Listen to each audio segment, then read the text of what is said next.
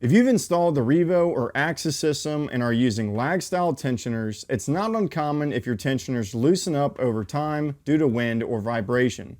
So in today's video, we're going to show you how you can use medium strength thread locker when retensioning your cables to prevent them from loosening up in the future.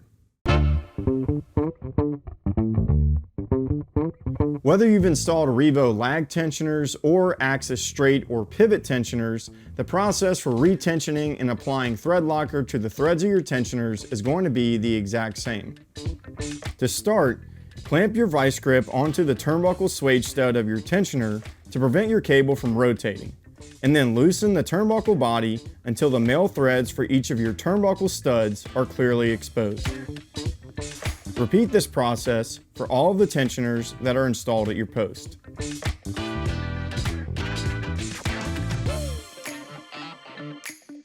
Once all of your tensioners have been loosened and the threads for your turnbuckle studs are clearly exposed on each side of the turnbuckle body, apply a drop or two of medium strength thread locker to the threads for each of the tensioners that are installed at the post.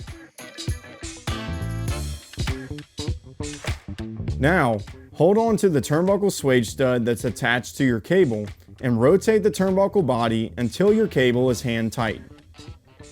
Repeat the same process for all of the remaining tensioners at the post. Lastly, follow the tensioning sequence that you see here and retension all of your cables.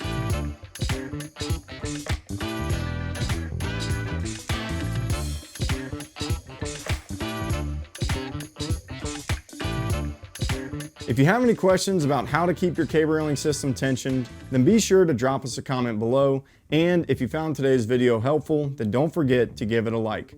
I'm Tyler with HAAS Stainless. Thanks for watching.